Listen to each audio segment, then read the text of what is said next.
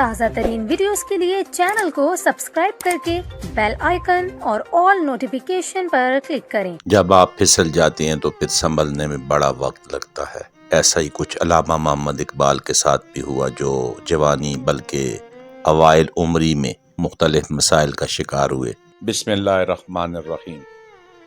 آج ہم شاعر مشرق علامہ محمد اقبال کے بارے میں جانیں گے کہ علامہ محمد اقبال کی زندگی کیسی گزری۔ اس دنیا میں کوئی انسان مکمل نہیں۔ قوموں کی تقدیریں بدلنے والے بڑے بڑے لوگوں کی ذاتی زندگیاں محرومیوں اور ناکامیوں کے دکھوں سے بری نظر آتی ہیں۔ ضروری نہیں کہ ہر بڑا سیاسی لیڈر، بڑا فنکار، شاعر، ادیب اور صحافی اپنی ذاتی زندگی میں ایک کامیاب شوہر یا اچھا باپ بھی ثابت ہو۔ بڑے لوگ بڑے بڑے مقاصد کی تکمیل کے لیے باغ دوڑ میں بہت سی چھوٹی چھوٹی ذمہ داریوں کو بھول جاتے ہیں۔ یہ غلطیاں ان کی زندگی میں ایسی ناکامیوں کا باعث بن جاتی ہیں جنہیں ان کے مخالفین کردار کشی کے لیے استعمال کرتے ہیں۔ بڑے لوگوں کی ذاتی زندگی کے بارے میں جھوٹ تراشنا اور ان کی ذاتی دکھوں کو تماشا بنا کر لذت حاصل کرنا چھوٹے لوگوں کی بہت پرانی عادت ہے۔ شاعر مشرق علامہ محمد اقبال کی ازدواجی زندگی بھی اب بحران سے دوچار رہی۔ انہیں اپنی زندگی میں اور پھر موت کے بعد کئی چھوٹے لوگوں کی دشنام ترازیوں کا سامنا رہا۔ ان کے کردار پر حملے کیے گئے، یہاں تک کہ ان پر ایک طوائف کے قتل کا الزام تک لگا دیا گیا۔ ان کی ازدواجی زندگی کے بحران کو ان کی کردار کشی کی بنیاد بنانے کی کوشش کی گئی، اور اس کوشش میں صرف کچھ پرائے ہی نہیں بلکہ اپنے بھی شامل تھے۔ علامہ اقبال کی 3 شادیاں ہوئی تھیں۔ پہلی شادی کریم بی بی سے ہوئی، جن کا تعلق گجرات سے تھا۔ شادی کے وقت علامہ اقبال کی عمر محض 16 برس تھی اور کریم بی بی کی عمر 19 برس تھی۔ دوسری بیوی کا نام مختار بیگم تھا، جن کا تعلق جلندھر کے نولکھا خاندان سے تھا۔ ان کی تیسری بیوی کا نام سردار بیگم تھا، جو موچی دروازے لاہور کے ایک کشمیری خاندان سے تعلق رکھتی تھی۔ پہلی بیوی کے ساتھ علامہ اقبال کے تعلقات کشیدہ تھے۔ کریم بی بی کے بطن سے علامہ اقبال کے 2 بچے پیدا ہوئے۔ یہ شادی 1893 میں ہوئی۔ پہلی بیٹی معراج بیگم 1896 میں اور بیٹا آفتاب اقبال 1898 میں پیدا ہوئے تھے۔ کریم بی بی زیادہ وقت اپنے میکے میں گزارتی تھی۔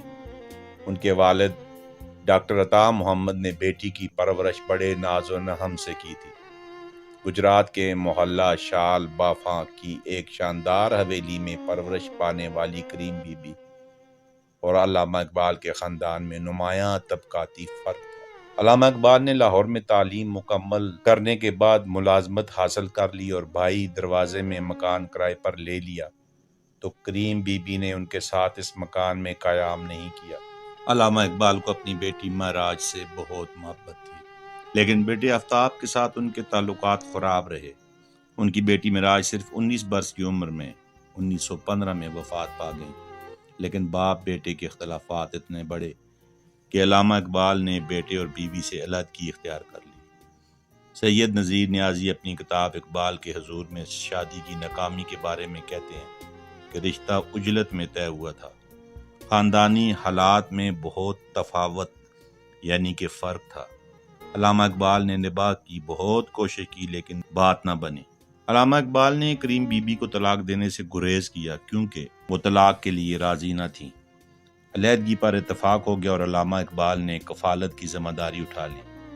علیحدگی کے بعد اپنی موت تک علامہ اقبال ہر ماہ کریم بیوی کو رقم بھجواتے رہے، لیکن بیٹے آفتاب اقبال سے انہوں نے کوئی تعلق نہ رکھا۔ 1967 میں علامہ اقبال اور ان کی پہلی بیوی کے عنوان سے سید حامد جلالی کی ایک کتاب سامنے آئی، جس میں الزام لگایا گیا کہ اقبال نے اپنی پہلی بیوی سے ناانصافی کی اور اپنے بیٹے آفتاب کو وراثت سے محروم رکھا۔ پروفیسر ڈاکٹر ایوب صابر نے اپنی کتاب اقبال کی شخصیت پر اعتراضات کا جائزہ میں یہ دعویٰ کیا کہ علامہ اقبال کی پہلی شادی کے متعلق کتاب کے حقیقی مصنف اور ناشر دراصل شاعر مشرق کے بیٹے آفتاب اقبال تھے۔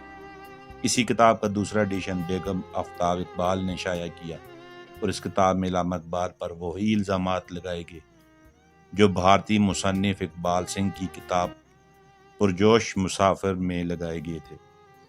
کئی مصنفین نے لکھا کہ آفتاب اقبال اپنی والدہ کریم بی بی کو مظلوم اور والد کو ظالم سمجھتے تھے۔ اپنی بدتمیزیوں کے باعث والد کے دل سے اتر گئے اور والد کی موت کے کئی سال بعد کسی دوسرے کے نام سے خود والد کے خلاف کتاب لکھ ڈالی۔ کئی بڑے لوگوں کے خلاف لکھی جانے والی کتابوں اور مضامین کے پیچھے ان کے کچھ قریبی رشتہ دار چھپے نظر آتے ہیں۔ علامہ اقبال کے مخالفین اور حاسدین نے انہیں ایک شرابی اور عیاش انسان بنا کر پیش کیا، حالانکہ حقیقت اس سے بالکل مختلف تھی۔ جسٹس ڈاکٹر جاوید اقبال نے اپنے والد کی سوانح حیات زندہ دور میں بہت تحقیق اور دیانتداری کے ساتھ ازدواجی زندگی کا بحران کے عنوان سے پورا باب شامل کیا، جس میں یہ اعتراف کیا کہ علامہ اقبال کو بچپن سے گانے کا بہت شوق تھا اور وہ راگوں کے الاپ سے شناسات۔ وہ انجمن حمایت اسلام کے جلسوں میں ترنم کے ساتھ نظمیں پڑھا کرتے تھے۔ ان کے پاس ایک ستار تھا جسے وہ بجانے کی مسلسل مشق کیا کرتے تھے۔ یہ ان کی جوانی کے ایام تھے، کبھی کبھی گانا بھی سن لیا کرتے تھے۔ دل ہی جاتے تو خواجہ حسن نظامی ان کے لیے قوالی کی محفل کا اہتمام کیا کرتے تھے۔ انہیں قوالی بہت پسند تھی۔ آغا حشر کاشمیری کا ڈرامہ دیکھنے تھیٹر بھی چلے جاتے، لیکن ان کی شراب نوشی اور عیاشی کا کوئی ثبوت نہیں۔ عیاشی کے شوق امیر لوگ پالتے ہیں۔ علامہ اقبال نے زندگی بھر امیر بننے کی کوئی کوشش نہیں کی۔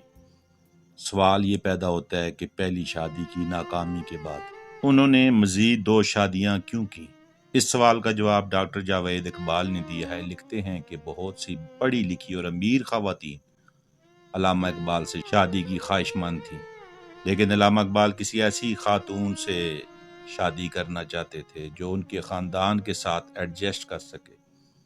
علامہ اقبال کی والدہ نے موچی دروازے لاہور کی سردار بیگم کو پسند کیا اور علامہ سے نکاح ہو گیا۔ ابھی رخصتی نہ ہوئی کہ اقبال کو سردار بیگم کے بارے میں کچھ گمنام خطوط ملے جس سے وہ تذبذب کا شکار ہو گئے۔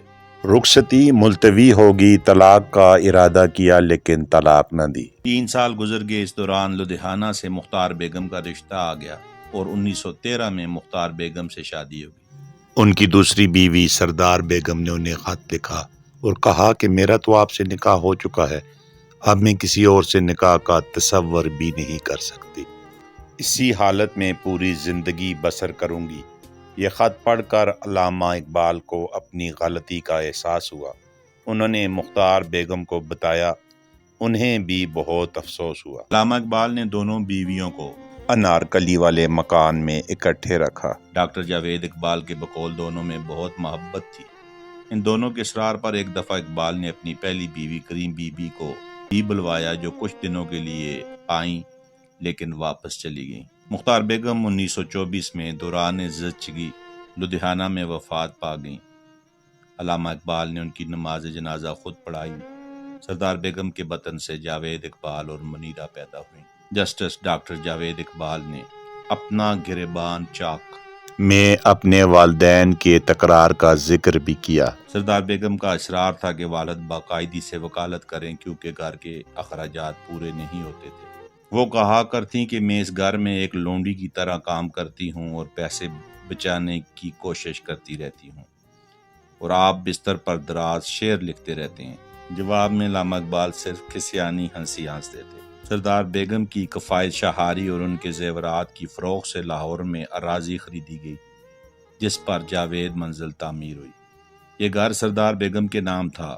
علامہ اقبال کی ہدایت پر انہوں نے یہ گھر جاوید اقبال کے نام پر کر دیا، اور اس گھر میں آنے کے چند دن بعد 1935 میں وہ فوت ہو گئی۔ انہیں بی بی پاک دامن قبرستان میں دفن کیا گیا۔ کریم بی بی کا انتقال 1947 میں ہوا۔ وہ لاہور کے معراج دین قبرستان میں دفن ہوئی۔ علامہ اقبال نے اپنی زندگی کے باقی سال جاوید منزل میں کرایہ دار کی حیثیت سے گزارے۔ وہ اپنے بیٹے کے نام پر باقاعدہ ماہانہ کرایہ جمع کرایا کرتے تھے۔ دشمنان اقبال نے عطیہ فیضی کے نام اقبال کے خطوط اور ایک جرمن خاتون ایما ویگے نات اور ایک گلوکار امیر بیگم کے ساتھ ان کی شناسائی کو آشنائی بنانے کی ناکام کوشش کی اور بہت سے الزامات لگائے، لیکن ان الزامات کو پذیرائی نہیں ملی۔ وقت گزرنے کے ساتھ ساتھ علامہ اقبال کا علمی اور ادبی مقام بلند سے بلند تر ہوتا چلا گیا۔ کچھ چھوٹے لوگ آئندہ بھی علامہ اقبال کی ازدواجی زندگی کے بحران سے فائدہ اٹھا کر اپنا قد بڑھانے کی کوشش کرتے رہیں گے، لیکن تاریخ ایسے چھوٹے لوگوں کو اہمیت نہیں دیتی۔ اللہ پاک آپ کا، میرا، ہم سب کا حامی و ناصر ہو۔ والسلام۔